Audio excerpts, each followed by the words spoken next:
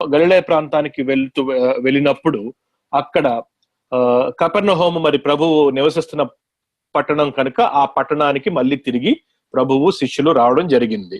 అక్కడ ఒక చిన్న సంఘటన జరిగింది ఆ కపెర్నహూము అనే ఆ పట్టణంలో.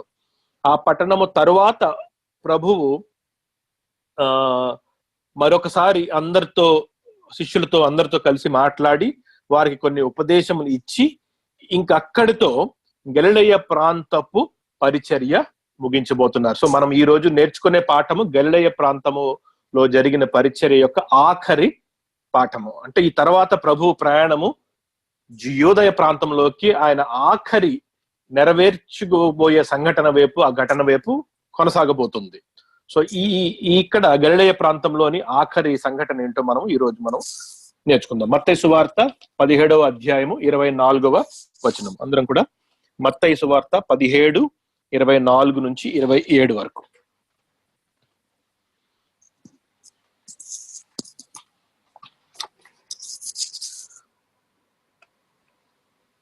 సో వారు కపెర్నహూమునకు వచ్చినప్పుడు అరషెకెలు అను పన్ను వసూలు చేయువారు పేతురు నొద్దకు వచ్చి, మీ బోధకుడు ఈ అరషెకెలు చెల్లింపడా అని అడుగగా, చెల్లించును అనెను.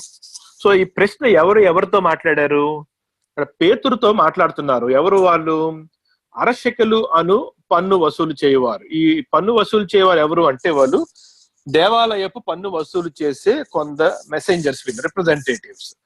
అది ½ షెకెల్ అంటే ప్రతి మనిషికి మరి సంవత్సరానికో నెలకో మరి ఎన్ని రోజులకో మనకు తెలియదు, కానీ మేబీ ప్రాబబ్లీ సంవత్సరానికి అయి ఉండొచ్చు, లేకపోతే ప్రతి నెల కట్టాలో ఒక ట్యాక్స్ అనేది ఉన్నది. టెంపుల్ ట్యాక్స్ అంటారు, దేవాలయపు పన్ను అది.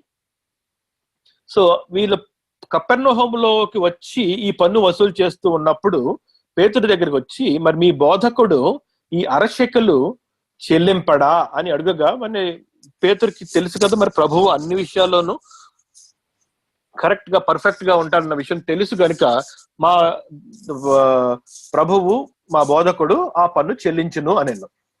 అతడు ఇంటిలోనికి వచ్చి మాట్లాడక మునుపే, ఇది ఎక్కడ జరిగింది? బయట జరిగింది. ప్రభు ఎక్కడున్నారు? ఇంటి లోపల ఉన్నారు. సో ఈ కాన్వర్జేషన్ ఈ పన్ను చెల్లించు వారితో బయట పేతురు మాట్లాడి ఇంట్లోకి రాగానే ప్రభువుకి ఆల్రెడీ అక్కడ కాన్వర్జేషన్ ఏం జరిగిందో తెలుసు. అందుకనే ఇంకా పేతురు వచ్చి ప్రభువా ఇలా ఎవరో వచ్చారు పన్ను గురించి అడుగుతున్నారు అని ఇంకా ఆ మాట ఎత్తక మునుపే ప్రభువే ఆ సంభాషణని మొదలు పెట్టారు. ఏమని? అతడు ఇంటిలోనికి వచ్చి మాట్లాడక మునుపే యేసు ఈ సంగతి ఎత్తి, సీమోనా, నీకు ఏమి తోచుచున్నది? భూరాజులు సుంకమును పన్నును ఎవరి యొద్ద వసూలు చేయుదురులు? కుమారుల యొద్దనా అనగా కుమారుల యొద్దనా అన్యుల యొద్దనా అని అడిగాను. సో ప్రభు ఒక ప్రశ్న వేశారు. ఎందుకు? పేతురు యొక్క మనస్సు అంటే తన యొక్క మైండ్ ఆలోచింప చేయాలని చెప్పి ప్రభు ఒక ప్రశ్న వేశారు. ఏమని? సీమోనా, నీకేమి తోచుచున్నది? భూరాజులు సుంకమును పన్నును ఎవరి యొద్ద వసూలు చేదురు? కుమారుల యొద్దనా అన్యుల యొద్దనా అని అడిగాను. అంటే మరి రాజులు ఉన్నప్పుడు రాజ కుటుంబీకులు ఉంటారు, రాజు యొక్క సొంత కుమారులు ఉంటారు. రాజుగారు తన దేశానికి తన రాజ్యానికి అంతటికి కూడా పన్ను నియమించి పన్ను వసూలు చేస్తారు. మరి రాజు పన్ను వసూలు చేసినప్పుడు తన కుమారుడిని పిలిచి, సొంత కుమారుడిని పిలిచి, నువ్వు పన్ను కట్టు అని అంటాడా ఏ రాజు అయినా ఈ ప్రపంచంలో అని ఆ ప్రశ్న పేతురికి వేయడం జరిగింది. సో ఆ సుంకము ఆ పన్ను ఎవరి దగ్గర వసూలు చేస్తారు? తన కుమారుల దగ్గర, లేకపోతే కుమారుడు కాని మిగిలిన జనులందరి దగ్గర అని ఆ ప్రశ్న వేసినప్పుడు ఎవరు పేతురు ఏమన్నాడు? అన్యుల యొద్దనే అని చెప్పగా, అలాగైతే కుమారులు స్వతంత్రులే. అంటే ఆ పన్ను ఎవరికి చెల్లుతుంది అంటే ఎవరు కట్టవలసి వస్తుంది అంటే కుమారులు కాకుండా మిగిలిన వారు. అలాంటప్పుడు ఈ కుమారులు ఏమవుతారు? ఆ పన్ను విషయంలో స్వతంత్రులు వారు. అంటే వాళ్ళు పన్ను చాల్సిన అవసరము లేదు తమ తండ్రి అయిన రాజుకి. సో ప్రభు ఆ మాట చెప్పి వెంటనే ఏం చేశారు? అలాగైతే కుమారులు స్వతంత్రులే, అయినను మనము వారికి అభ్యంతరము కలుగ చేయకుండునట్లు నీవు సముద్రమునకు పోయి గాలము వేసి మొదట పైకి వచ్చి చేపను పట్టుకొని దాని నోరు తెరచిన ఎడల 1 షెకెలు దొరుకును, దానిని తీసుకొని నా కొరకును నీ కొరకును వారికి ఇమ్మని అతనితో చెప్పెను. సో ప్రభు ఏమంటున్నారంటే, ఈ దేవాలయము అనేది దేవునికి సంబంధించిన ఆలయము. ఈ మనుషులు ఏం చేశారు దీన్ని? ఈ ఇజ్రాయేలు ప్రజల్లో ఈ శాస్త్రులు, పరిసయ్యులు వాళ్ళందరూ కూడా ఈ రోమీయులతో కలిపి చేయి కలిపి దేవాలయానికి కూడా పన్ను పెట్టారు. దేవుడు ఎప్పుడైనా దేవాలయానికి పన్ను పెట్టారా? దేవాలయం ఎవరిది? మందిరం ఎవరు కట్టారు? మనం ఆలోచిస్తే వెనక్కి వెళ్ళి ఆ ప్రత్యక్ష గుడారము మోషేకి ఇచ్చినప్పుడు ఆ గుడారం లాగా దావీదు వరకు వచ్చిన తర్వాత సొలొమోను దాన్ని మందిరముగా కట్టాడు. సో ఏ రోజు కూడా దానికి పన్ను విధించాల్సిన అవసరం అనేది లేదు. అందరూ వాలంటరీగా సొలొమోనుకి అందించినప్పుడు, తర్వాత ఈ నెహెమయా కూడా మళ్ళీ ఆ మందిరాన్ని తిరిగి కట్టినప్పుడు అందరూ వాలంటరీగా, అంటే తమ స్వంతంగా వారు ఇచ్చినప్పుడు ఆ మందిరము కట్టడము జరిగింది. ఎప్పుడు కూడా పన్ను వసూలు చేయడం అనేది జరగలేదు. ఇది మానవ స్థాపితమైన నియమం. అది ఆ విషయాన్నే ప్రభువు పేతురుకి జ్ఞాపకం చేస్తున్నారు. అందుకనే ఆ ఎనాలజీలో, ఆ ఉపమానంలో ఎవరిని తీసుకొచ్చారు? భూరాజులను తీసుకొచ్చారు. భూమి మీద రాజ్యం చేస్తున్నప్పుడు ఆ రాజు తన ఇష్టము పన్ను పెట్టుకోవడం పెట్టుకోపోవడం, అయినా కూడా తన కుమారుని ఏం చేస్తాడు? కుమారుని దగ్గర పన్ను తీసుకోడు భూరాజులు. సో ఈ దేవాలయము అనే కాంటెక్స్ట్ తీసుకుంటే, ఈ దేవాలయం ఎవరిది? దేవునిది కదా. మీరు దేవాలయముకి పన్ను కట్టాలన్నప్పుడు మరి దేవునిది అది అయినప్పుడు దేవుని కుమారులకు పన్ను కట్టాలా? దేవుడు అడుగుతారా? అడగరు కదా. సో కుమారులు స్వతంత్రులే కదా. సో దేవుని కుమారుడైన నేను, నా బిడ్డలైన మీరు మనమందరము కూడా ఈ పన్ను అనేది కట్టవలసిన అవసరము లేదు. అయితే ఇది మానవ స్థాపితమైన ఒక నియమము. వారు ఏ విధంగా పెట్టినను, ఎందుకోసం పెట్టినను వాళ్ళు మ్యానిపులేట్ చేసి దేవుని నామంలో డబ్బులు తీసుకున్నా సరే, ప్రభు ఏమన్నారంటే వారిని అభ్యంతరపరచకుండా, ఎందుకంటే అది రోమీయుల గవర్నమెంట్ అధికారంతో కలిసి చేసిన పని. అది శాస్త్రులు విడిగా పెట్టలేదు. ఇది గవర్నమెంట్ స్టాంప్ ఉంది దాని మీద, ఈ దేవాలయపు పన్ను మీద. కనుక ఇది మనుషులు స్థాపించిన నియమము కనుక మనము వారిని అభ్యంతరపరచకుండానట్లు, ఇదిగో సృష్టికర్త అయిన నేను ఆ షెకెలు నేను ఇప్పుడు మన ఇద్దరం కష్టపడి పనిచేసి సంపాదించాల్సిన అవసరం లేదు. ఎందుకంటే ఆ సమయంలో ఆ పన్ను చెల్లించాలి అని చెప్పి వారు డిమాండ్ చేసినప్పుడు పేతురు ఒప్పుకొని వచ్చాడు, మా బోధకుడు పన్ను చెల్లిస్తారు అని చెప్పి. సో అక్కడ ఉన్న వారిని అభ్యంతరపరచుకున్నట్లు ఇమీడియట్ గా పేతురుని ఏం చేశారు ప్రభు? నీవు వెళ్ళి సముద్రంకు వెళ్ళి గాలం వేసి మొదట పైకి వచ్చి చేపను పట్టుకొని దాని నోరు తెరిస్తే అందులో 1 షెకెల్ ఉంటుంది. పన్ను మన ఇద్దరికి 1/2 షెకెల్ నాకు, 1/2 షెకెల్ నీకు, కనుక ఇద్దరికి కలిపి ఆ షెకెల్ నీవు అతనికి ఇచ్చి అక్కడితో ఆ సంఘటనని సమాప్తం చేయి అని చెప్పి పేతురుకి చెప్పారు. అయితే పేతురు అక్కడ నేర్చుకున్నది ఏమిటి అంటే, ఈ 2 విషయాలు నేర్చుకున్నాడు అక్కడ. ఒకటి, దేవునికి సంబంధించిన విషయంలో దేవుని పిల్లలు స్వతంత్రులు. కానీ అదే దేవుని విషయం మానవులు తీసుకొని వారి స్వంత నియమములను వారు ఆపాదించినప్పుడు దానికి విరుద్ధంగా మనము ప్రవర్తించకూడదు అని కూడా పేతురు నేర్పించారు. ప్రభు చెప్పచ్చు, మేము ఎందుకు కట్టాలి? మేము ఈయన దేవుని కుమారుడు, ఈయన బోధకుడు, ఈయన ఇజ్రాయెల్ బోధకుడు, మేము టెంపుల్ కట్టము అంటే ఏం జరుగుతుంది? అక్కడ ఉన్న సామ్రాజ్యానికి అది వ్యతిరేకంగా మాట్లాడిన వాడు అవుతాడు పేతురు. దానికి తోడు ప్రభువును కూడా అందులోకి తీసుకొచ్చిన వాడు అవుతాడు. సో ప్రభు ఏమన్నారంటే, మనము వారికి వ్యతిరేకంగా మాట్లాడకుండా వారికి సబ్మిట్ అయ్యి మనం ఉండాలి. ఎందుకు? కారణం ఏంటి? అది రోమా సామ్రాజ్యపు ముద్ర వేయబడిన నియమము కనుక. కానీ సత్యం ఏమిటి అనేది నువ్వు తెలుసుకోవాలి. సత్యం ఏమిటి అంటే, నీవు నేను కూడా ఈ దేవాలయపు పన్నుకి పూర్తిగా మనము దానికి బద్ధులము కాము. కారణం ఏమిటి? ఆ దేవాలయము అనే మాటలో ఏమున్నది? అక్కడ దేవుని ఆలయము. మరి దేవుని ఆలయముకు రావడానికి దేవుని పిల్లలకి ఏమన్నా డబ్బులు ఇవ్వాల్సిన అవసరం ఉందా? మరి దేవుని కుమారుల్లో అయిన మనము స్వతంత్రులమే కదా. ఏ రాజుగారికి దగ్గరికి వెళ్ళాలంటే కుమారులు పన్ను కట్టి వెళ్తారా? రాజుగారి కుమారుల దగ్గర పన్ను తీసుకుంటారా? సో ఆ ప్రశ్న వేసి ఆ పేతురికి ఆ జ్ఞానమును ప్రభువు బోధించే ఎక్స్ప్లెయిన్ చేయలేదు. యాక్చువల్ గమనిస్తే మనము ఆ మాట తర్వాత, ఆ ఉపమానం తర్వాత అది ఏమి ఎక్స్ప్లెయిన్ చేయకుండా స్ట్రైట్ గా నువ్వు షెకల్ తీసుకుని ఇచ్చే అన్నారు. కానీ ఆ ఎక్స్ప్లెనేషన్ పేతురికి అర్థమైంది. మనం ఈ రోజు కూడా దాన్ని మనం అర్థం చేసుకోగలుగుతున్నాము. సో అతడు అన్యుల యొద్దనే అని చెప్పగా 26, అలాగైతే కుమారులు స్వతంత్రులే అయినను మనము వారికి అభ్యంతరము కలుగ చేయకుండునట్లు నీవు సముద్రమునకు పోయి గాలము వేసి మొదట పైకి వచ్చి చేపను పట్టుకొని దాని నోరు తెరచిన ఎడల 1 షెకెలు దొరుకును, దానిని తీసుకొని నా కొరకును నీ కొరకును వారి కిమ్మని అతనితో చెప్పెను. సో అదే పాఠము మనకు కూడా ఈ రోజు ప్రభువు నేర్పిస్తుంది. ఏంటంటే ఈ లోక మర్యాదలు కొన్ని ఉంటాయి. అంటే ఈ లోక అధిపతులకు సంబంధించిన కొన్ని నియమములు కొన్ని ఉంటాయి. అది మనకి నచ్చిన విధంగా ఉండకపోవచ్చు. చాలా వరకు మనం ఏమంటామంటే ఇది అన్యాయంగా తీసుకుంటున్న ధనం అండి వీరు అని అనుకుంటాం మనం. కానీ నియమం ఉన్నప్పుడు ఆ నియమాన్ని నియమంలాగా పాటించడం అనేది దేవుని బిడ్డ యొక్క బాధ్యత.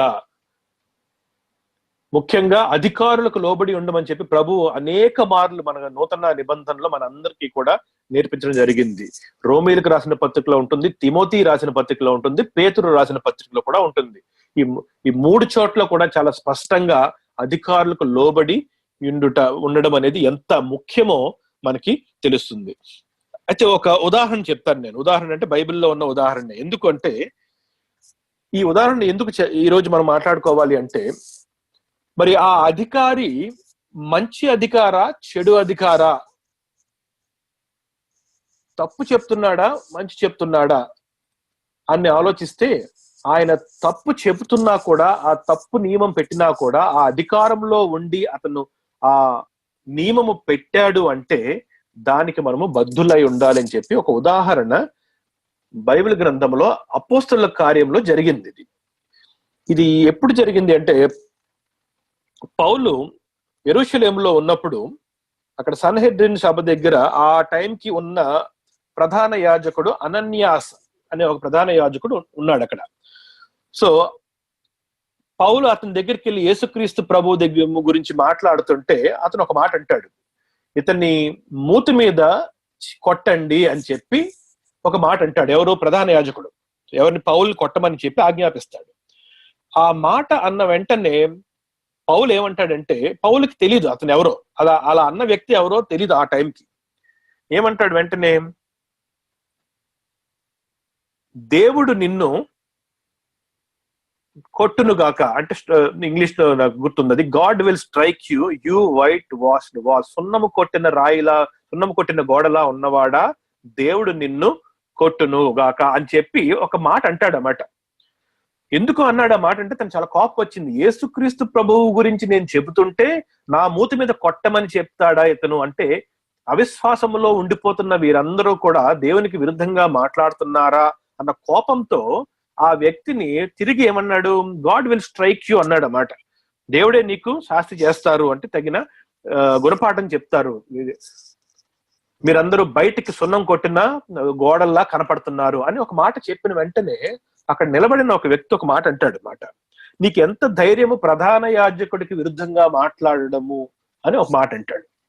వెంటనే పౌలు ఏమంటాడంటే, సహోదరులారా, ఈయన ప్రధాన యాజకుడు అన్న విషయం నాకు తెలియదు, అందుకే నేను అలా మాట్లాడాను. ఎందుకు అంటే, దేవుడు నిన్ను పరిపాలించు వారికి విరుద్ధంగా మాట్లాడొద్దు అని చెప్పి ఆజ్ఞాపించారు కదా అని నిర్గమకాండము 20-28 వచనం 20 అధ్యాయంలో 28వ వచనంలో ఉన్న దేవుని యొక్క ఆజ్ఞను రిఫర్ చేసి వెంటనే తను దానికి క్షమాపణ చెప్పాడు.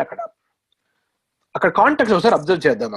అతను అన్న మాట రైటా? పౌలు ఏం చెప్తున్నాడు? సువార్త బోధిస్తున్నాడు. అతను తిరిగి ఏమన్నాడు, నీ మూతి మీద ఒకటి కొట్టాలి మేమందరం అని అన్నాడు. ఆ మాట పౌలుకి నచ్చలేదు. అందుకనే వెంటనే రిటార్ట్ అయ్యాడు, దేవుడు నిన్ను గద్దించును గాక లేదా కొట్టును గాక అని చెప్పి. ఎప్పుడైతే ఇతను అధికారములో నియమించి, ఎస్పెషల్లీ ఇజ్రాయేలు ప్రజల అధికారం అది నియమించిన ఇజ్రాయేలు ప్రజలకి ప్రధాన యాజకుడు అనేది పారంపర్యముగా కొన్ని వేల సంవత్సరాల నుంచి వస్తుంది. ఆ స్థానంలో ఎవరున్నా సరే ఆ ప్రధాన యాజకుడు ఇజ్రాయేలు ప్రజల్ని నడిపించాలి. చెడ్డోడైనా మంచోడైనా అది వేరే విషయం. అతనికి ఆ ఆధిపత్యం ఎలా వచ్చింది? పారంపర్య ఆచారం ప్రకారముగా లేవి అహరోను వంశం నుంచి తన చేతికి వచ్చింది అది. సో ఎప్పుడైతే తను మన ప్రజలను, ఇజ్రాయేల్ ప్రజలను పరిపాలించే, రిలీజియస్ గా పరిపాలించే అధికారి ఇతను అని చెప్పి తెలిసిన వెంటనే అతను పౌలు ఏమన్నాడంటే, నాకు ఇతను ఎవరో తెలియదు కాబట్టి ఆ మాట అన్నాను, ఎందుకంటే నేను ధర్మశాస్త్రం అనుసరించు దేవుని బిడ్డను, నేను దేవుని ఆజ్ఞ ప్రకారం ఏ అధికారమునకు కూడా నేను విరుద్ధముగా మాట్లాడను అని అక్కడ క్లియర్ చేసి, అదే మాట తను రోమిలకు రాసిన పత్రికలో, తిమోతికి రాసిన పత్రికలో తను అందరికీ తిరిగి బోధించాడు కూడా. తను చేశాడు, బోధించాడు. సో ఆ మాట ఎందుకనంటే, ప్రభువు ఎగ్జాంపుల్ చూడండి, ఆ ఉదాహరణ చూడండి. చాలా ఈజీగా ఆ దేవాలయపు పన్నుని మేము కట్టము అని చెప్పి వెళ్ళిపోవచ్చు. అక్కడ దానికి ఆర్గ్యుమెంట్ ఉన్నది, దానికి డిఫెన్స్ ఉన్నది, అన్ని ఉన్నాయి. కానీ అది సమయం కాదు, సందర్భం కాదు. ప్రభు ఏమన్నారంటే, వారిని అభ్యంతరపరచకుండానట్లు ఇప్పటికీ అది కానిమ్ము అని చెప్పి ఆ ప్రొవిజన్ కూడా పేతురుకి ఇచ్చారు. మరి ఇప్పటికిప్పుడు మన ఆ అరశకలు నీ కొరకు నా కొరకు మనం వెళ్ళి పట్టుకురావాల్సిన, కష్టపడి పని చేయాల్సిన అవసరం లేదు. నీకు ఆ ప్రొవిజన్ నేను ఇస్తాను, నేను మనం కట్టవలసిన అవసరం లేదు, కానీ ఈ నియమం పాటించుటకు మనం అది ఇద్దామని చెప్పి ఆ ప్రొవిజన్ ఎక్కడి నుంచి తీసుకొచ్చారు? మరి అంటే ఆ చేప ఆ షెకెల్ని ఎప్పుడు మింగిందో, అది ఎక్కడ తిరుగుతుందో, ఎప్పుడు బయటకు వస్తుందో అన్ని తెలిసిన సర్వాధికారి అయిన యేసుక్రీస్తు ప్రభువు పేతురు దగ్గర ఉండి ఆ పేతురు నేర్చుకున్నాడు. అంటే ప్రభువు ఒక మాట చెప్తే ఆ సమయంలో సృష్టి కూడా ప్రభువుకి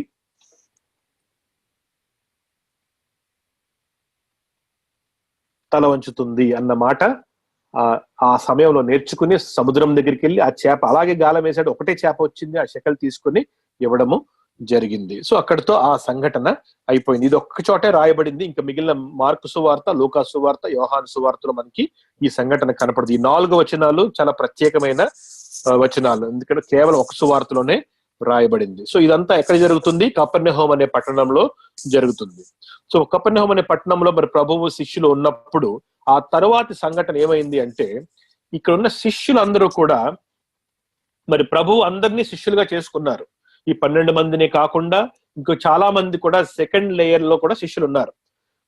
ఆ సెకండ్ లేయర్ లో ఉన్న శిష్యులు, ఈ 12 మంది శిష్యులు అందరూ కూడా ఏం మాట్లాడుకుంటున్నారంటే, మనందరిలో ఎవరు గొప్పవాడు అన్న ఒక విషయం వారికి తర్కంలోకి వచ్చింది, వారికి ఆర్గ్యుమెంట్ లోకి వచ్చింది. సో అదేంటో మనం చూద్దాము. మత్తయి సువార్త 18వ వచనము, 18వ అధ్యాయం 1వ వచనము. ఆ కాలమున శిష్యులు యేసునొద్దకు వచ్చి, పరలోక రాజ్యములో ఎవడు గొప్పవాడని అడుగగా. నేను అక్కడ ఆగుతాను, ఎందుకంటే ఈ ప్రశ్నకి ప్రభువు జవాబు చెప్పే ముందు ఈ కాంటెక్స్ట్ ఇక్కడ ఒక చిన్న వచనంలో ఉంది, కానీ ఇంకా పెద్ద సంఘటన జరిగింది. ఆ తర్వాత ఈ ప్రశ్న వారు ప్రభువుని వేయడం జరిగింది. ఆ సంఘటన మత్తయిలో లేదు, మనకి మార్కు సువార్త, లూకా సువార్తలో రాయబడి ఉన్నది. సో మనము మార్కు సువార్త 9వ అధ్యాయము 33వ వచనం చూద్దాం ఒకసారి. ఏ సంఘటన తర్వాత ఈ ప్రశ్న ప్రభువు వేసినప్పుడు ప్రభు జవాబిచ్చారు మనకి అర్థమవుతుంది. మార్కు సువార్త 9:33.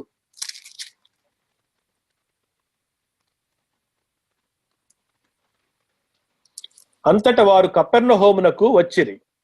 వారు ఎవడు గొప్పవాడని మార్గమున ఒకరితో ఒకడు వాదించిరి గనుక ఆయన ఇంట ఉన్నప్పుడు మార్గమున ఒకరితో ఒకరు దేనిని గూర్చి వాదించుచుంటిరి అని వారిని అడుగగా వారు ఊరకుండిరి. అప్పుడు ఆయన కూర్చుండి 12 మందిని పిలిచి అది కంటిన్యూ అయింది. సో ఏం జరిగింది అక్కడ? వీరు కపెర్నహూములో మాట్లాడుకోవట్లేదు, మార్గం అంతా కూడా వాదించుకుంటున్నారు. ఎక్కడి నుంచి బయలుదేరారు వీళ్ళు? సముద్రపు అవతల నుంచి కపెర్నహూముకి వచ్చారు. ఆ సంఘటన అయిన తర్వాత దేవుడు ఆ బిడ్డని స్వస్థపరిచి తండ్రికి అప్పగించి వచ్చినప్పుడు వారందరూ కపెర్నహూం వచ్చినప్పుడు మార్గం అంతా కూడా మనలో ఎవరు గొప్పవారం అని చెప్పి వాదించుకుంటున్నారు వాళ్ళు.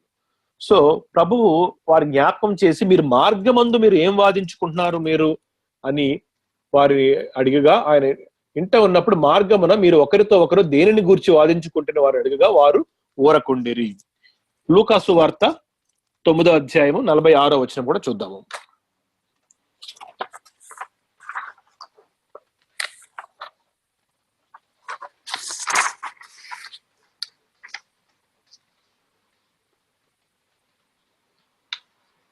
తమలో ఎవడు గొప్పవాడో అని వారిలో తర్కము పుట్టగా, యేసు వారి హృదయాలోచన ఎరిగి ఒక చిన్న బిడ్డను తీసుకుని తన యొద్ద నిలువబెట్టి, ఈ చిన్న బిడ్డను నా పేరట చేర్చుకొనివాడు నన్ను చేర్చుకొనును, నన్ను చేర్చుకొనివాడు నన్ను పంపిన వాని చేర్చుకొనును, మీ అందరిలో ఎవడు అత్యల్పుడై ఉండునో వాడే గొప్పవాడని వారితో చెప్పాను. సో అక్కడ కాంటెక్స్ట్ స్టార్ట్ చేశారు.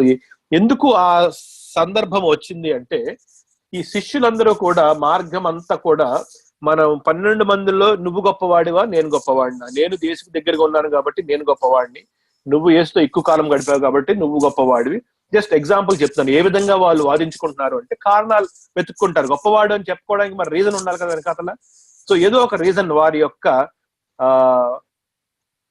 ప్రాముఖ్యత, వారి యొక్క దగ్గరతనం, అంటే యేసు ప్రభు దగ్గరగా నేను ఎక్కువ ఉన్నాను, లేకపోతే ఎక్కువ సమయం నేను గడిపాను. సో ఈ విధంగా వారు ఏదో కారణం చేత వాదన అనేది మొదలైంది. సో ప్రభు అది గ్రహించి దాన్ని వదిలిపెట్టలేదు. వాళ్ళు వాదించుకుని వాళ్ళు ఆపేశారు. వాళ్ళు ఏం ప్రభు దగ్గరికి వచ్చి ఆ మాట అడగలేదు. వారంతటా వారు వాదించుకుని వాళ్ళు సైలెంట్ గా ఉన్నప్పుడు ప్రభు ఆ సంఘటన ఎత్తి, మీలో మీరు ఏమి వాదించుకుంటున్నారు అని మీరు అడిగినప్పుడు, వాళ్ళు ఊరకున్నప్పుడు మళ్ళీ ప్రభువు ప్రాబబ్లీ మళ్ళీ రెండోసారి అడిగినప్పుడు, అప్పుడు మత్తయి సువార్త 18వ అధ్యాయంలో మనకి ఆ మాట కనపడుతుంది. 1వ వచనము ఏమని, ఆ కాలమున శిష్యులు యేసునొద్దకు వచ్చి పరలోక రాజ్యములో ఎవడు గొప్పవాడు అని అడుగగా. సో అడిగారు, మొత్తం నోరు తెరిచి. ప్రభువే వారిని అలా అడిగేలా చేశారు. ఎందుకంటే అక్కడ చాలా పెద్ద పాఠమే వారికి నేర్పించాలని చెప్పి ప్రభు ఆయత్తమై ఉన్నారు కనుక ఆ సంఘటన ఎత్తి ఏం వాదించుకుంటున్నారు అంటే, సైలెంట్ గా ఉంటే మీరు చెప్పండి ఏం వాదించుకుంటున్నారంటే, ప్రభా మాలో ఎవడు గొప్పవాడో మేము వాదించుకుంటున్నాము, మీరు చెప్పండి అసలు పరలోక రాజ్యంలో ఎవడు గొప్పవాడు అన్న ప్రశ్నకి ప్రభు ఇచ్చిన సమాధానము మన 3 సువార్తలో ఒకదాని తర్వాత ఒకటి చదువుకుందాం. 2వ వచనం, మత్తయి సువార్త 18వ అధ్యాయము 2వ వచనము. ఆయన ఒక చిన్న బిడ్డను తన యొద్దకు పిలిచి వారి మధ్యను నిలువబెట్టి ఇట్లనెను, మీరు మార్పు నొంది బిడ్డల వంటి వారైతేనే గాని పరలోక రాజ్యములో ప్రవేశింపరని మీతో నిశ్చయముగా చెప్పుచున్నాను. సో అక్కడ ఆగి జాగ్రత్తగా గమనిద్దాం. అక్కడ ప్రభువు ఉద్దేశం ఏంటి, చిన్న పిల్లవాడిని ఎందుకు తీసుకొచ్చారు అక్కడికి, ఏ విధంగా ఉపమానం చెప్తున్నారు అన్నది గమనిద్దాం. సో అక్కడ ఏ ప్రశ్న వేశారు, ఎవరు గొప్పవాడు అన్న ప్రశ్న వారు వేశారు.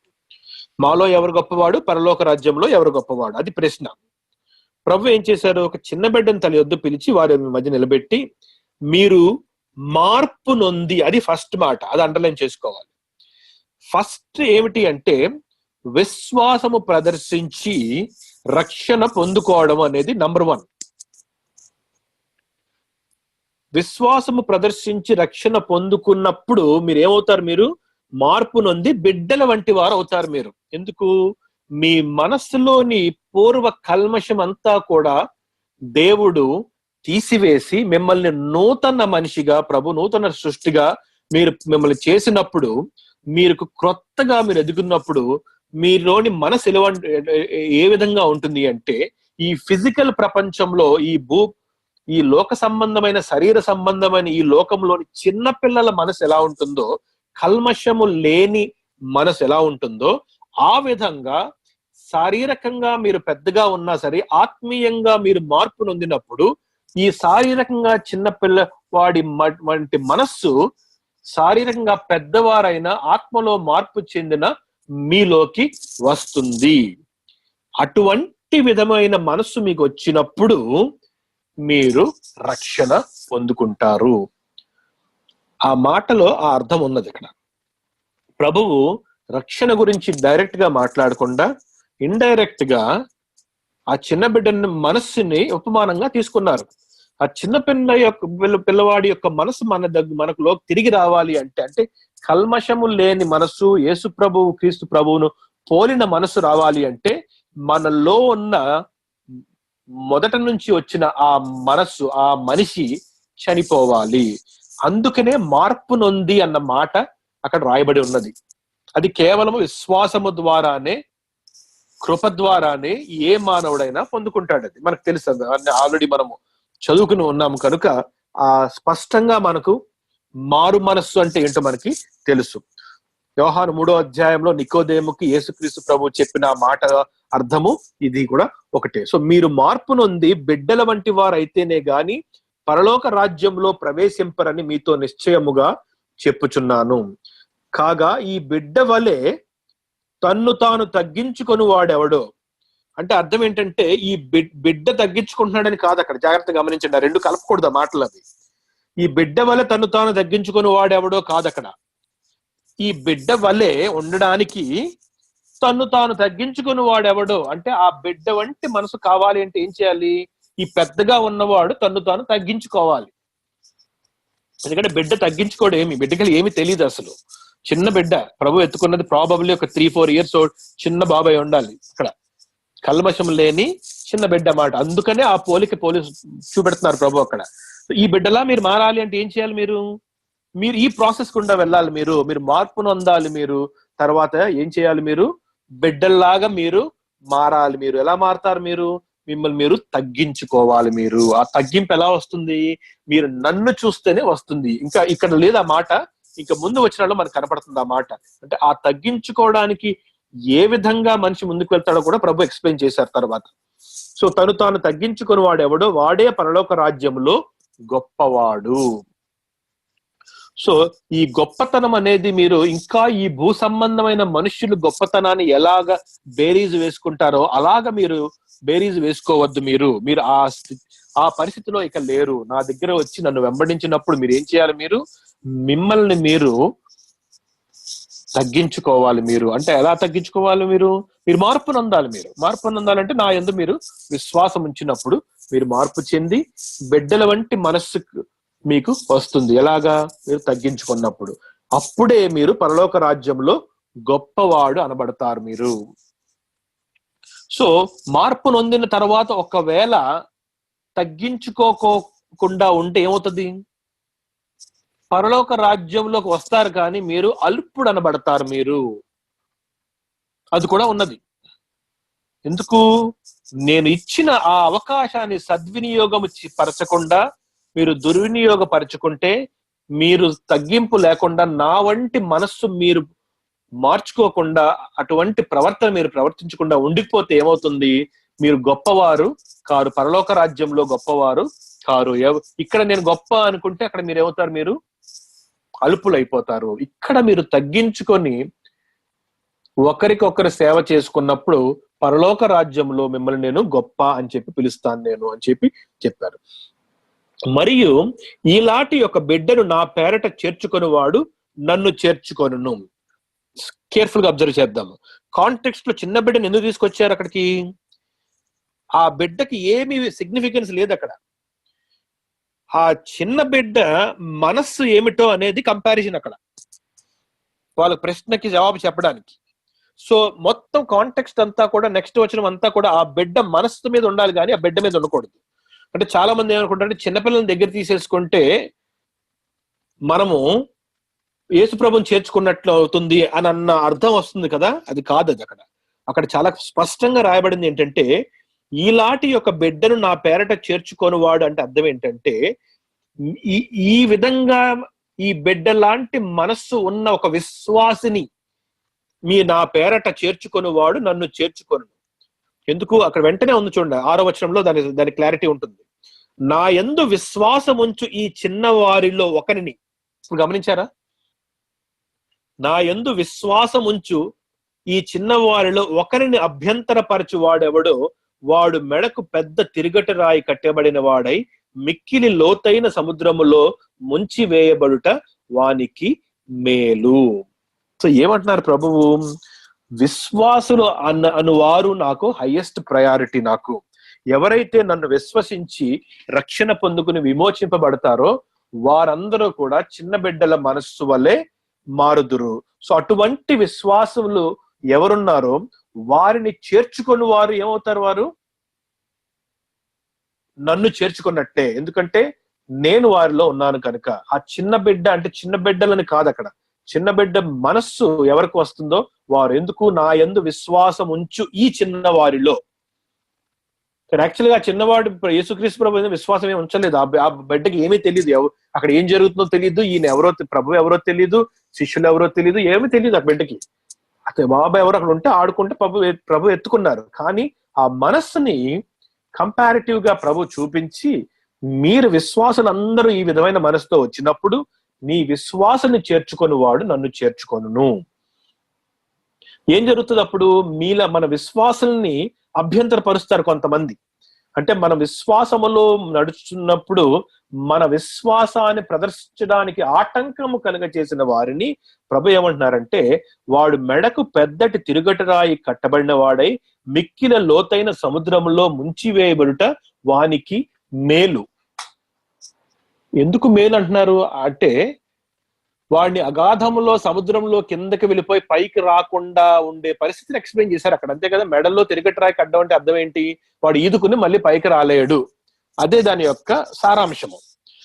అలా పడవేస్తే వాడికి మేలని ఎందుకన్నారంటే, ఒక్కవేళ వాడు ఆ పని చేయకపోతే నేను వాడికి ఇవ్వబోయే శిక్ష అత్యధికముగా ఉంటుంది అక్కడ.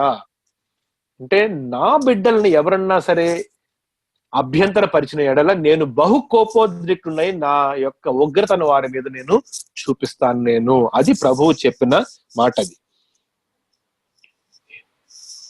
అంటే కంపారిటివ్ గా ఈ ప్రపంచంలో ఒక శిక్షణ తీసుకుని అది చాలా ఈజీ, చాలా బెటర్ అంటున్నారు అన్నమాట అటువంటి మనుషులకి. ఎందుకంటే అంతకు మించిన శిక్ష నేను విధించబోతున్నాను వారికి అని చెప్పడం గురించి ఆ మాట చెప్పారు.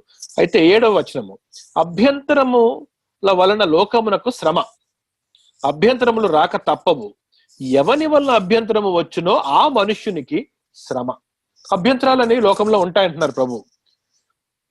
అంటే అభ్యంతరం అంటే అర్థం ఏంటి? మనుష్యులను విశ్వాస జీవితంలో నడుచుటకు ఆపేవాడు, ఆటంకం పెట్టేవాడు, అభ్యంతరం పెట్టేవాడు అంటే అర్థము. అభ్యంతరములు రాక తప్పవు. ఎందుకు? సాతాను అతని అనుచరులు ప్రధానులు ఈ ఆకాశ మండలంలో ఉండి మనుషులను ఉపయోగించుకొని ఎప్పుడు కూడా దేవుని బిడ్డలకు, వారు విశ్వాస జీవితానికి, పరిశుద్ధ జీవితానికి ఆటంకం కలిగించడానికి ఆయత్త పడుతూనే ఉంటారు. కానీ ప్రభు ఏమంటున్నారు? అటువంటి విధముగా ఆటంక పరిచేవారు ఉంటారు, అది తప్పదు. కానీ ఎవడి వలన ఆటంకం వస్తుందో, ఆ అభ్యంతరం వస్తుందో ఆ మనుష్యునికి శ్రమ. ఎందుకంటే నేను వాడి మీద చూపబో ఉగ్రత బహు భయంకరంగా ఉంటుంది. ముఖ్యంగా విశ్వాసుల జోలికి వచ్చి వారిని ఆటంకపరిచి అభ్యంతరపరిచిన వారు. సో ఆ మాట చెప్పి, సో అభ్యంతరముల వలన లోకమునకు శ్రమ, అభ్యంతరములు రాక తప్పవు గాని ఎవని వలన అభ్యంతరం వచ్చునో ఆ మనుష్యునికి శ్రమ. అది మనుష్యుని గురించి. తర్వాత, కాగా నీ చెయ్యి అయినను నీ పాదమైనను నిన్ను అభ్యంతర పరిచిన ఎడల దానిని నరికి నీ యొద్ద నుండి పారవేయుము. మళ్ళీ జాగ్రత్త గమనిద్దాము. ఇప్పుడు ఏం జరుగుతుంది? కాంటెక్స్ట్ అంతా ఎక్కడికి వచ్చారు ప్రభువు? ఆ ఫ్లో అబ్జర్వ్ చేద్దాం. ఫస్ట్ శిష్యులు అడిగిన మాట, మాలో ఎవరు గొప్పవాడు? ప్రభు వెంటనే మీలో మీరు నేను గొప్ప అనుకుంటే మీరు అలుపులు అనబడతారు. దానికి ఆపోజిట్ గా రావాలి. మీరు చిన్న పిల్లవాడి వంటి మనస్సు ఉండి తగ్గించుకోవాలి. చిన్నపిల్లవాడు ఎప్పుడు కూడా గర్వపడడు. చిన్నపిల్లవాడి మనస్సు దేనికి సాదృశ్యము? అతను వెళ్ళి నేను గొప్ప, నేను గర్వము తను ప్రదర్శించడు. సో ఆ తగ్గింపు తనము మీలో ఉన్నప్పుడు పరలోక రాజ్యంలో మిమ్మల్ని నేను గొప్పగా చేస్తాను. సో ఎప్పుడైతే ఇటువంటి విధముగా కొంతమంది వస్తారో ఆ విశ్వాసంలోకి, వీరిని అభ్యంతరపరచడానికి చుట్టుపక్కల అనేక మంది ఉంటారు. సో వారికి శ్రమ, ఆ అభ్యంతరములకు శ్రమ, అభ్యంతరం పెట్టు మనిషికి శ్రమ. అయితే ఇప్పుడు మీరు మీ కాంటెక్స్ట్ కి వస్తున్నారంటారు ప్రభు. ఏమని? మీకు అభ్యంతర పెట్టడానికి ఏం జరుగుతుంది? మీ చుట్టుపక్కల సాతాను సంబంధీకులు, మనుష్యులు, అభ్యంతర పెట్టే మనుష్యులు అనేక విధములైన వెపన్స్, అంటే ఆ ఆయుధాలని చెప్పచ్చు, పరిస్థితులు, నేను ఆయుధాలు అంటున్నాను. నేను ఆ పరిస్థితులను కల్పించినప్పుడు ఆ పరిస్థితి నుండి మీరు పక్కకి తొలగిపోవాలి. మీరు కాన్షియస్ గా ఆ పరిస్థితిని మీ నుండి మీరు నరికి వేయకపోతే ఏం జరుగుతుంది? మీరు అందులోకి లాక్కు వెళ్ళబడిపోతారు మీరు. సో ప్రభు ఏమంటున్నారు? నీ చెయ్యి అయినను నీ పాదమైనను నిన్ను అభ్యంతర పరిచిన ఎడల దానిని నరికి నీ యొద్ద నుండి పారవేయము. రెండు చేతులను రెండు పాదములు కలిగి నిత్యాగ్నిలో పడవేయబడుట కంటే కుంటివాడవునో అంగహీనుడుగానో జీవములో ప్రవేశించుట నీకు మేలు. ఒక మనిషి యేసుక్రీస్తు ప్రభువు దగ్గరికి రావాలని ఆయత్తపడినప్పుడు మిగిలిన చుట్టుపక్కల ఉన్న అభ్యంతరములు అతన్ని రాకుండా ఆపినప్పుడు నీవు తీసుకోవాల్సిన ఆ నిర్ణయం ఏమిటి అంటే, ఏది అభ్యంతరపరుస్తుందో దాని నుంచి దూరంగా నేను పారిపోవాలి, నేను అది నా నుండి తీసివేయాలి. ప్రభు సాదృశ్యంగానే మాట్లాడుతున్నారు కదా. ఈ లోక సంబంధమైన విషయాలు ఎప్పుడు చెప్పినా కూడా మనం ఏమని చెప్పారు మనకి, దాని వెనుకున్న ఆత్మీయ అర్థము నీవు గుర్తించాలి, అంతే కదా. మరి అవివేకుల్లాగా మనుషులు వచ్చి నేను కుడి చేత్తో తప్పు చేశానని చెప్పి చేపెట్టి నరికేసుకుంటారు ఎవరైనా? చేయరు కదా. మనకు చాలా స్పష్టంగా తెలుసు. ప్రభు ఇంతకాలము ఎలా బోధించారో కూడా మనకు ఆ ప్యాటర్న్ తెలుసు, ఆయన శైలి మనకు తెలుసు. సో ఇప్పుడు చెప్పండి, ఆ చెయ్యి నరికివేయడము, కాలు నరికివేయడం అంటే అర్థం ఏంటి?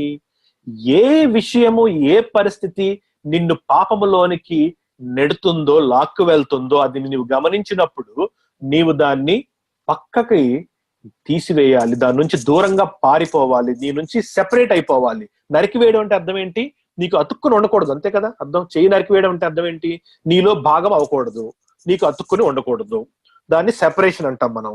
దాన్నే యేసు ప్రభువు పరిశుద్ధత అన్నారు. ఇంగ్లీష్ లో హోలీనెస్, మన హిబ్రూ భాషలో హేగియాస్ అంటే అర్థం ఏంటి అంటే సెపరేషన్, విడదీయబడుట. దేవుడు పరిశుద్ధుడు. ఎలా పరిశుద్ధుడు? ఆయన పాపము నుండి విడదీయబడ్డాడు ఆయన. అందుకనే దేవుడు పరిశుద్ధుడు. మనల్ని పరిశుద్ధులుగా ఉండమంటున్నారు. అంటే అర్థం ఏంటి? పాపము నుండి సెపరేట్ అయిపోమంటున్నారు, మనల్ని దూరం అయిపోవాలి. దానికి కావాల్సింది ఎవరు చేయాలి? మనమే చేయాలంటున్నారు ప్రభు.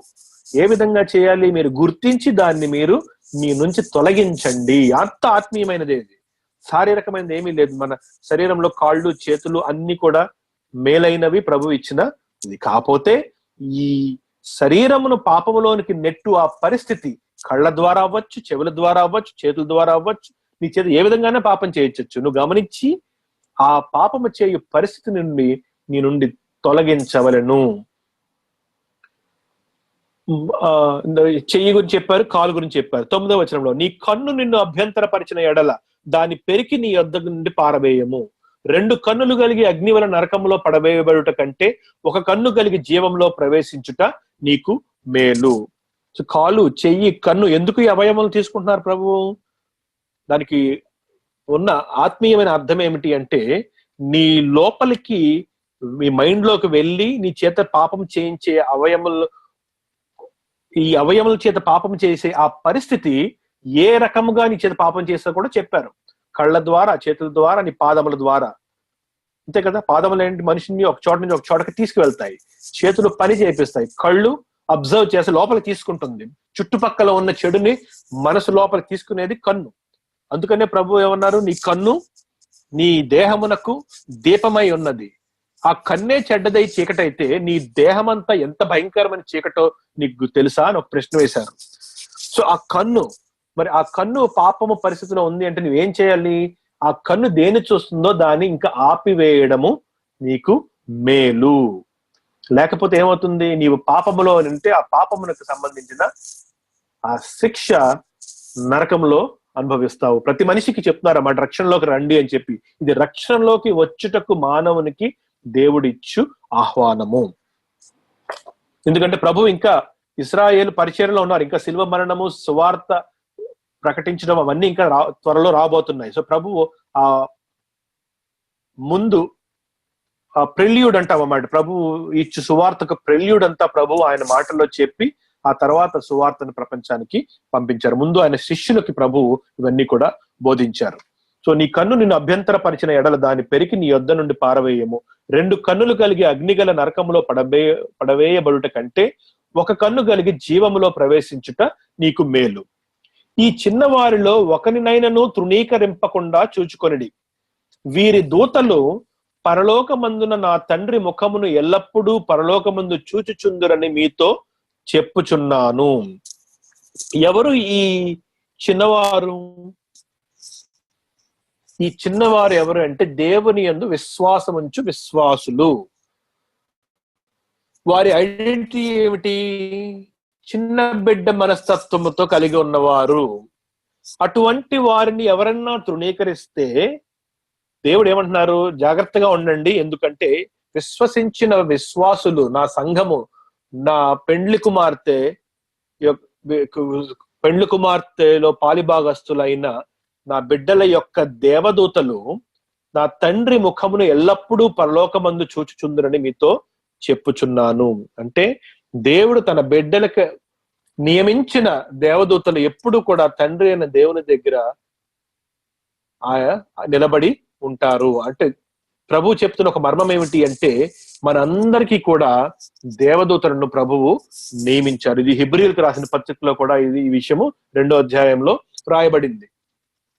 మనం అందరికీ కూడా ప్రభువు మనకు సహాయం చేయుటకు కళ్ళకు కనపడని దేవదూతలు మనకి దేవుడు నియమించారు.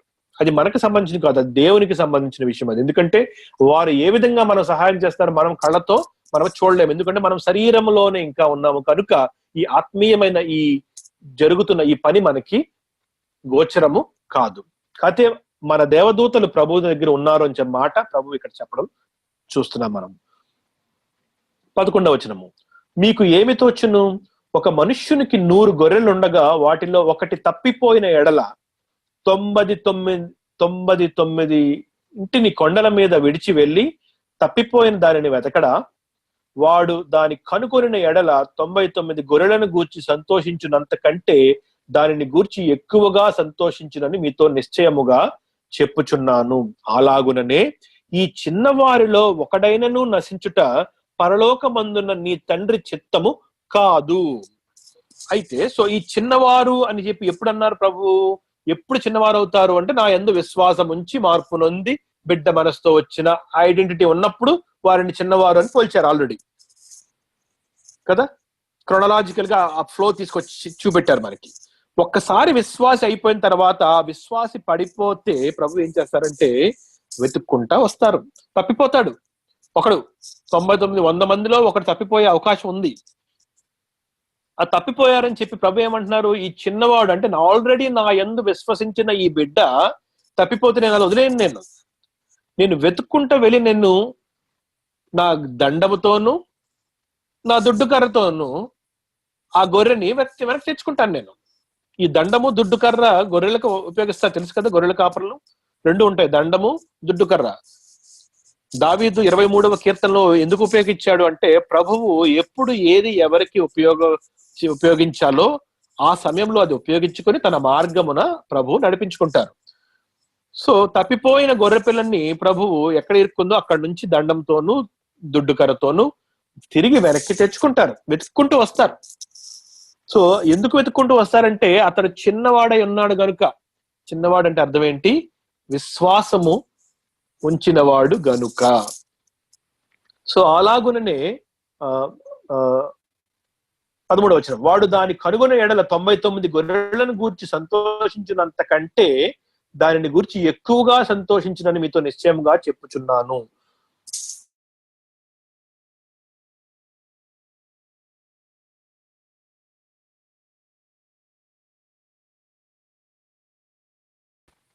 మంది బానే ఉన్నారు, ప్రభు సంతోషము. కానీ తప్పిపోయి వెనకొచ్చాడు, అయినా కూడా ప్రభు చాలా ఇష్టము. ఆ 99 మంది గొర్రెల కంటే ఈ 100వ గొర్రె తప్పిపోయి తిరిగి వచ్చినందువల్ల, ప్రభు కనుగొన్నందువల్ల ప్రభు ఏమంటున్నారు?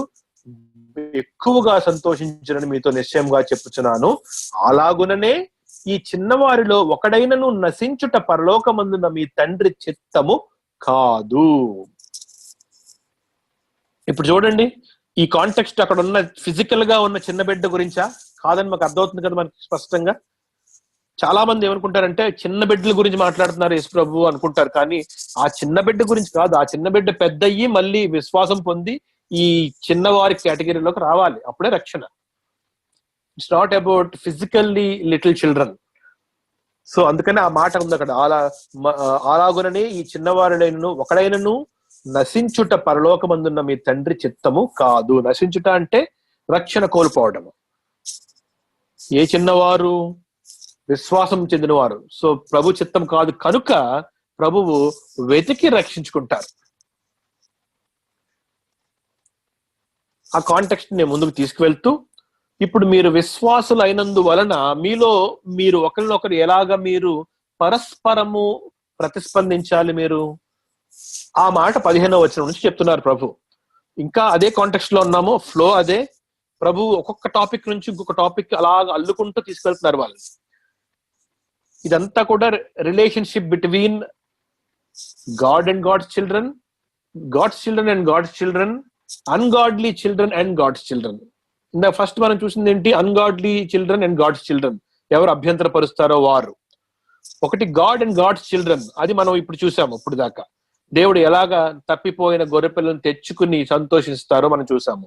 ఇప్పుడు between god's children and god's children, relationship between దేవుని బిడ్డలకి మధ్య పరస్పరంగా ఉండు ఆ సంబంధం గురించి మాట్లాడతారు. మరియు నీ సహోదరుడు నీ ఎడల తప్పిదమ్ము చేసిన ఎడల నీవు పోయి నీవును అతడును ఒంటరిగా నున్నప్పుడు అతన్ని గద్దించు. అతడు నీ మాట వినిన ఎడల నీ సహోదరుని సంపాదించుకొంటివి. అతడు వినని ఎడల 2-3 సాక్షుల నోట ప్రతి మాట స్థిరపరచబడినట్లు నీవు ఒకరినిద్దరిని వెంట పెట్టుకొని అతని యొద్దకు పొమ్ము. అతడు వారి మాటలు వినని ఎడల ఆ సంగతి సంఘమునకు తెలియచెప్పుము. అతడు సంఘపు మాట వినని ఎడల అతనిని నీకు అన్యునిగాను సుంకరిగాను ఎంచుకొనుము. సో నీ సహోదరుడు అంటే నీతో పక్కనున్న నీ ఫెలో ఇజ్రాయలైట్, కాంటెక్స్ట్ అంతా చాలా జాగ్రత్తగా గమనిద్దాం మనం. ఇక్కడ ప్రభు ఏమంటున్నారంటే ఆ మాట నుంచి ముందుకు వెళ్తూ మీరు పరస్పరము మనుషులు మీరు ఒకరితో ఒకరు మీరు ఏ విధంగా సంబంధములు ఉంచుకోవాలి అంటే, ఒకవేళ నీ ఎడల ఎవరన్నా తప్పిదం చేసినప్పుడు నీవు అతనికి వెళ్ళి ఎక్స్ప్లెయిన్ చేయాలి. ఫస్ట్ వెళ్ళి నువ్వు ఎగ్జార్ట్ చేయాలి, ఇది తప్పు అని అతనితో చెప్పాలి. ఎందుకు? నీ ఎడల తప్పిదం, అతను వేరే వాని ఎడల తప్పిదం చేస్తే మనం వెళ్ళి ఇంటర్ఫీర్ అయ్యమని చెప్పట్లేదు. అతను వెళ్ళి నీ ఎడల తప్పిదం చేసిన ఎడల నువ్వు డైరెక్ట్ గా వెళ్ళి చెప్పే అధికారం నీకు ఉన్నది. నీవు పోయి నీవును అతను ఒంటరిగా ఉన్నప్పుడు అతన్ని గద్దించుము. అతడు నీ మాట వినిన ఎడల నీ సహోదరుని సంపాదించుకుంటుంది. అతను మంచి రైట్ యాటిట్యూడ్ తో ఉన్న నీ సహోదరుడు అయితే నీ మాట వింటాడు. కానీ రాంగ్ యాటిట్యూడ్ తో ఉన్న సహోదరుడు ఏం చేస్తాడు? నీ మాట వినడు, తప్పుని దిద్దుకోడు.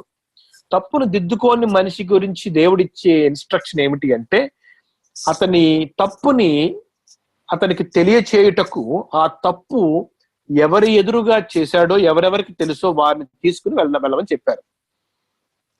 ఎందుకు? ఆ సాక్ష్యం అనేది అక్కడ మాట రాయబడి ఉన్నది. అక్కడ 2-3 సాక్షుల నోట ప్రతి మాట స్థిరపరచబడినట్లు నీవు ఒకరినిద్దరిని వెంటబెట్టుకొని అతని యొద్దకు పొమ్ము. ఆ 2-3 కంపల్సరీగా అతను చేసిన తప్పు తెలిసి ఉండాలి, అప్పుడే వారు సాక్షులు అవుతారు కదా. వారికి చెప్పాలి ఆ విషయం. ఏమని? ఇదిగో పలానా తప్పు ఈ వ్యక్తి నా ఎడల చేశాడు, నాకు నేను డైరెక్ట్ గా వెళ్ళి చెప్పినప్పుడు ఆ మాట వినలేదు కనుక నాకు 2-3 సాక్షులతో నేను తిరిగి వెళ్ళాలి. నేను ఇదిగో మీకు చెప్తున్నాను, నేను ఇతను చేసిన తప్పు ఇది. సో అది ఎక్స్పోజర్ ఎప్పుడవుతుంది? 1-on-1 ఎక్స్పోజర్ నుంచి 3 పీపుల్ ఎక్స్ట్రా ఎక్స్పోజ్ చేయమని చెప్పారు ప్రభు, 2 or 3 persons కి మాత్రమే. ఎందుకు? ఇంకొక ఆపర్చునిటీ ఇస్తున్నారు అతనికి తప్పు సరిదిద్దుకొనుటకు. సో ఆ విధంగా ఆ మిగిలిన 3 వచ్చినప్పుడు ఈ వ్యక్తి, మొదటి వ్యక్తి అతను చేసిన తప్పు వీరికి చెప్పి వారిని సాక్షులుగా తీసుకొని అతనికి వద్దకు వెళ్ళి మరొకసారి ఇంకొక ఆపర్చునిటీ ఇచ్చి చెప్పినప్పుడు, ఒకవేళ అతడు వారి మాటయు వినని ఎడల ఆ సంగతి సంఘమునకు తెలియచెప్పుము. ఇప్పుడు ఏంటి? నెక్స్ట్ ఏంటి? ఎక్కువ పెద్ద గ్రూప్ కి తెలియచెప్పమన్నారు. సంఘము అంటే మనము విశ్వాస సంఘము, మనం కలుసుకుని కూడుకుంటున్న సంఘము కాదు ఇది. అప్పటికి సంఘం అనేది ఇంకా మొదలవ్వలేదు. ఇది ఇజ్రాయేల్ ప్రజల కాంటెక్స్ట్ లో మాట్లాడుతున్నారు ప్రభువు. సంఘము అంటే ఎక్కువ మంది గుమిగూడిన ఒక గుంపు, దాన్ని సంఘం అంటారు. ఎక్లీజియా, ఎగ్జాక్ట్ గ్రీక్ వర్డ్ ఏంటంటే ఎక్లీజియా. ఎక్లీజియా అంటే ఏంటి? వీరందరూ కూడా సమాజ మందిరంలో కూడుకుంటారు వీళ్ళందరూ, అదొక ఎక్లీజియా. ఇంకొక పట్టణంలో ఇంకొక సమాజ మందిరంలో ఇజ్రాయేల్ ప్రజలందరూ కూడుకుంటారు, అది ఇంకొక ఎక్లీజియా అది. సో 2-3 సాక్షులతో కూడా ఇతను మాట విననప్పుడు మీరు సంఘముగా కూడుకుండా ఆ ప్రదేశంకి వెళ్ళి అందరికీ చెప్పి అందరి చేత అతనికి చెప్పించమంటున్నారు ప్రభు కదా. ఆ మాట ఎవరు చెప్పాలి? మిగిలిన వారందరూ వెళ్ళి, అయ్యా నువ్వు చేసింది తప్పు ఈయన ఎడల, ఇది మేమందరం కూడా తెలుసుకున్నాము, అది కరెక్టే అన్న విషయం వారు చెప్పినప్పుడు అప్పటికి కూడా 3వ అవకాశం కూడా అతను వినియోగించుకోని ఎడల ఏమంటున్నారు అక్కడ? అతడు వారి మాటలు వినని ఎడల సంగతి సంఘమునకు తెలియచెప్పుము. అతడు సంఘపు మాటయు వినని ఎడల అతనిని నీకు అన్యునిగాను సుంకరిగాను ఎంచుకొనుము. సో నీ రిలేషన్షిప్ లో నీవు అతనికి అవకాశం ఇచ్చి దిద్దుకొనుటకు అవకాశం ఇచ్చినప్పుడు అతను ఆ అవకాశమును 3 సార్లు తృణీకరించినప్పుడు నీవు అతని పాపి వల్లే పక్కన పెట్టి నీ పని నువ్వు చూసుకుంటూ నువ్వు ముందుకు వెళ్ళిపో. అంటే దీని కాంటెక్స్ట్ అర్థం ఏంటి అంటే ఇది మనము చర్చ్ కాంటెక్స్ట్ లో, విశ్వాసుల కాంటెక్స్ట్ లో చూడకూడదు. ఇది ఎప్పుడు కూడా ఇది సోషల్ రిలేషన్షిప్ అనే కాంటెక్స్ట్ లో చెప్పారు ప్రభు. ఇది ఇశ్రాయేల్ ప్రజలందరూ కూడా వారందరూ ఒక socially very close net nation. తెలుసు కదా మనకి, ప్రతి రేస్, ప్రతి ట్రైబ్ వారి వారి ట్రైబ్స్ లో వాళ్ళు ఉంటారు. వారి వారి ట్రైబ్స్ కి వారు గోత్రముల్లో వారు వివాహం ఇచ్చుకుంటారు. వాళ్ళు అంతా కూడా చాలా క్లోజ్ నెట్ ఫ్యామిలీస్ గా ఇజ్రాయెల్ ప్రజలు నివసించేవారు కొన్ని వేల సంవత్సరాల నుంచి. సో సహోదరుడు అంటే ఎవరు? ఇశ్రాయేలు ప్రజల్లో ఉన్న ప్రతి ఒక్కడికి సహోదరుడే. ఇక్కడ ప్రభువు దేవుని విశ్వాసం అనే కాంటెక్స్ట్ ఇక్కడ తీసుకురావటం లేదు. నీవు మంచివాడివి, నీవు విశ్వాసి అయినప్పుడు నీ ఎదురుగా ఒక సహోదరుడు అంటే నీ ఫెలో మ్యాన్ నీ ఎడల తప్పు చేసినప్పుడు నీవు ఫాలో అవ్వాల్సిన రూల్ ఏమిటి అని నీకు చెప్తున్నాను నేను. ఇది pertaining to the believing child with respect to a fellow human being. అందుకనే ఆ 3 సార్లు అవకాశం ఇచ్చేంత ఓర్పు నీకు ఉండాలి అని చెప్తున్నారన్నమాట ప్రభు.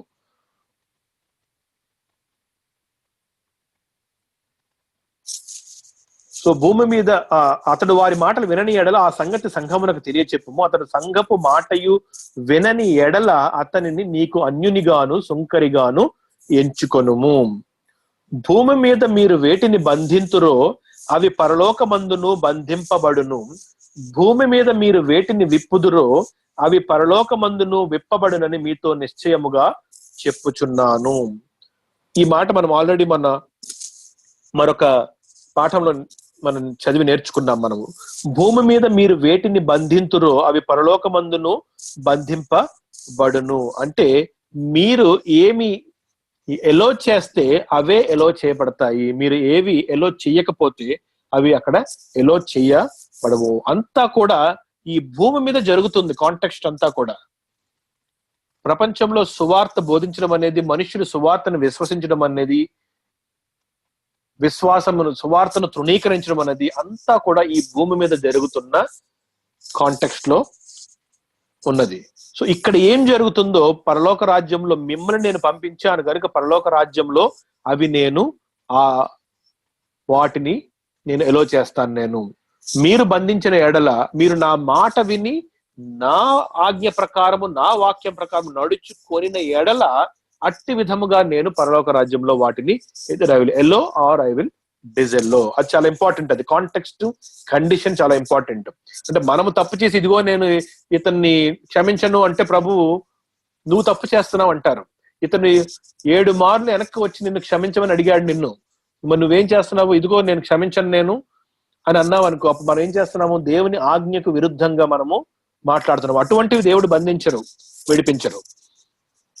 దేవుని ఆజ్ఞ ప్రకారం మనం నడుచుకున్న ఎడల, వాక్య ప్రకారం మనం నడుచుకున్న ఎడల అవి పరలోక రాజ్యంలో ఆ విధంగా దేవుడు అనుమతిస్తాను అని చెప్తున్నారు. ముందుకు వెళ్దాం. మరియు మీలో ఇద్దరు తాము వేడుకొను దేనిని గూర్చి అయినను భూమి మీద ఏకీభవించిన ఎడల అది పరలోకమందున నా తండ్రి వలన వారికి దొరుకునని మీతో చెప్పుచున్నాను. సో మీరు ఇద్దరు తాము వేడుకొని దేని గురించి అంటే దేని గురించి అయినా ప్రార్థన చేస్తున్నప్పుడు ఇద్దరు కలిసి దాని గురించి ఏకీభవించి దేవుని వాక్యానుసారమైన ప్రార్థన చేసినప్పుడు తప్పకుండా దాన్ని నేను నెరవేరుస్తాను. కండిషన్ వాక్యానుసారమైన ప్రార్థన అయి ఉండాలి.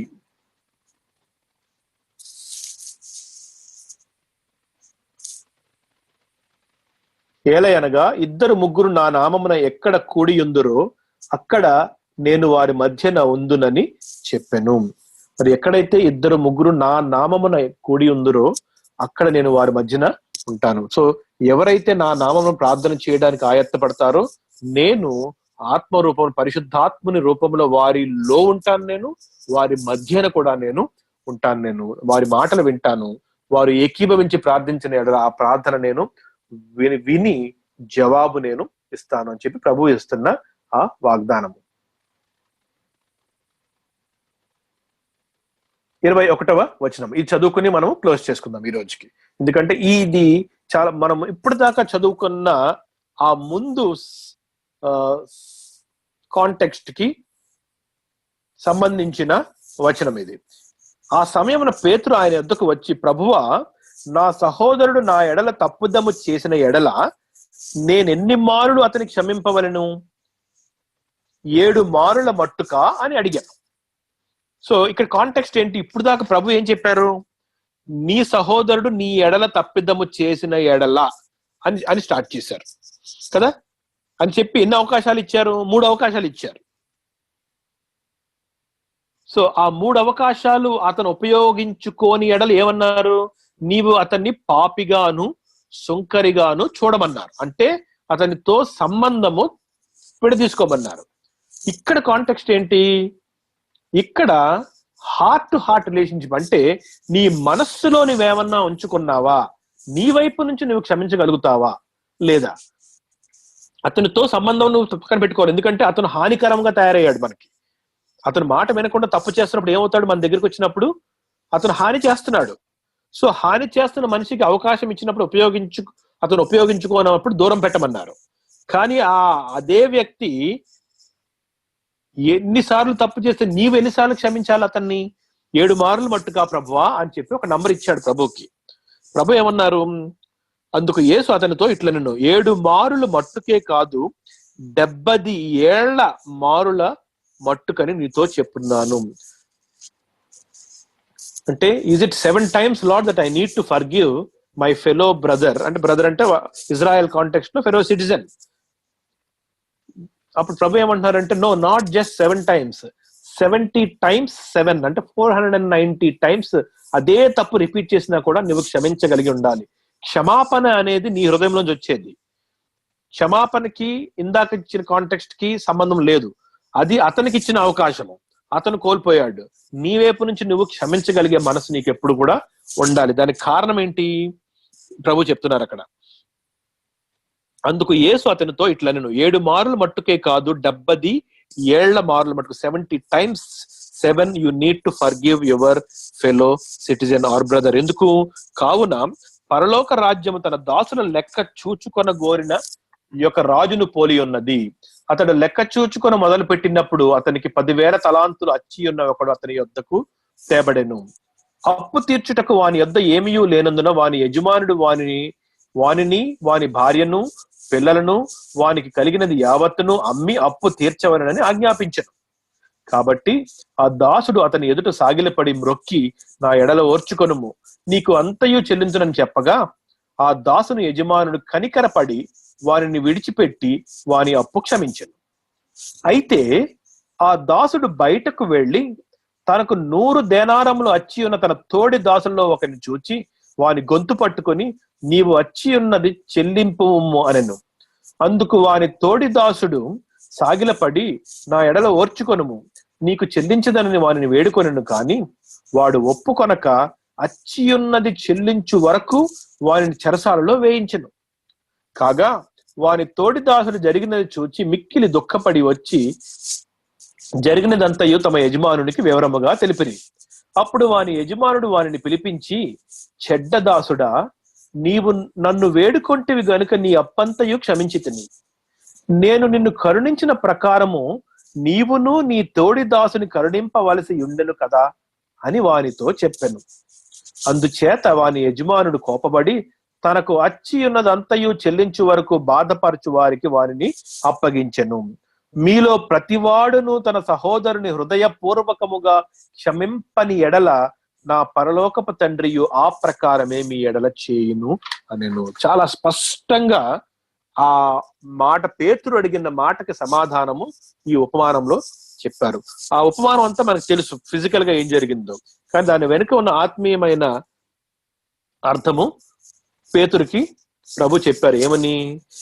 మీరందరూ పాపులై ఉండగా కనికరం కొరకు నా దగ్గరికి వచ్చినప్పుడు మీ పాపములు అన్నిటిని కూడా నేను తీసుకొని నేను మిమ్మల్ని అన్ని పాపముల నుండి మిమ్మల్ని క్షమించినప్పుడు, మీ తోటి వారు ఎవరన్నా మీ ఎడల తప్పిదము చేసినప్పుడు మీరు వారిని క్షమింపకుండా ఉండిన ఎడల మీరు ఏం చేస్తున్నారు? మీరు నాకు విరుద్ధంగా మీరు ప్రవర్తిస్తున్నారు.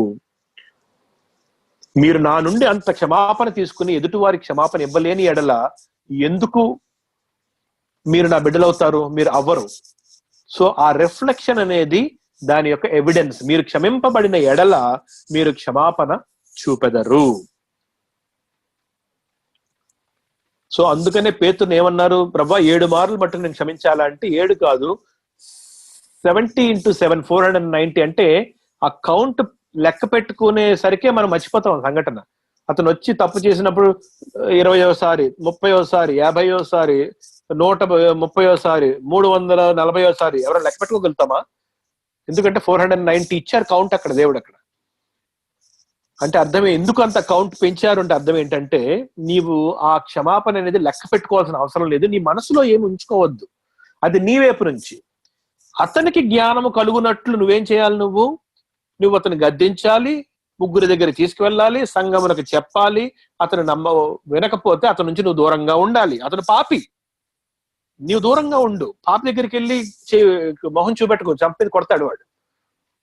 హాని నుంచి దూరంగా ఉండు, కానీ నీ మనసులో మాత్రం ఏం పెట్టుకోవద్దు. అది ఆ 2 వచనాలకి కలిపి పెట్టిన కారణం ఏంటంటే, ఆ రెండిటి యొక్క అర్థము మనకు తెలియజేయడానికి ప్రభు. ఒకటి మన వైపు నుంచి, ఒకటి అతనికి సంబంధించి. ఇద్దరు కూడా అదే మాట స్టార్ట్ చేశారు కదా. ఒకవేళ నీ సహోదరుడు నీ ఎడల తప్పిదము చేసిన ఎడల, ఫస్ట్ కాంటెక్స్ట్. పేతురు వచ్చిన మాట కూడా అదే, అడిగిన మాట కూడా అదే. ప్రభువా నా సహోదరులు నా ఎడల తప్పుదము చేసిన ఎడల ఎన్ని మార్లు క్షమించాలి? ఇన్ఫినిట్ టైమ్స్ ప్రభు చెప్పారు క్షమాపణ. కానీ దానికి ఒక ప్రొసీజర్ ఉంది, ఒక ప్రాసెస్ ఉంది. ఆ తప్పుని తప్పుగా నీవు అంగీకరించకూడదు, అతని తప్పుని అతను తెలియజేయాలి కదా. దానికి ఎగ్జాంపుల్ చెప్తాను, ఈ ఎగ్జాంపుల్ తో ముగించుకుందాము. యేసుక్రీస్తు ప్రభువు మనల్ని పాపంలో అన్నిటినీ క్షమించి మనలో ఎంతమందికి మీరు పాపం చేయండి అని చెప్పారు తిరిగి? ప్రపంచంలో కొన్ని కోట్ల మంది యేసయ్య దగ్గరికి వచ్చి పాప క్షమాపణ పొందుకున్న తరువాత ప్రభు వచ్చి నేను మీ పాపలు అన్ని క్షమించాను, మీరు మళ్ళీ పాపం చేయండి అని ఎవరితోనో చెప్పారా? ఆ రెండిటికి తూర్పుకి పడమర ఉన్నంత వ్యత్యాసం ఉందా లేదా?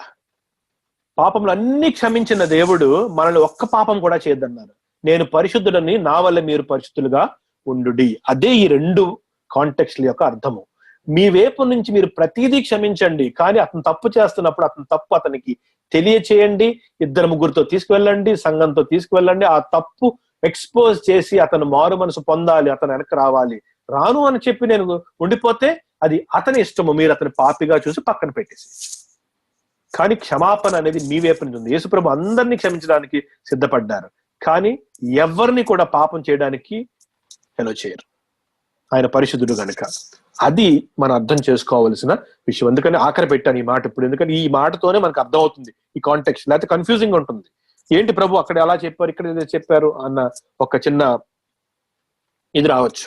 సో ఈ మాటతో మీకు అవ్వాలి ఈ మొత్తం కాంటెక్స్ట్ అంతా కూడా.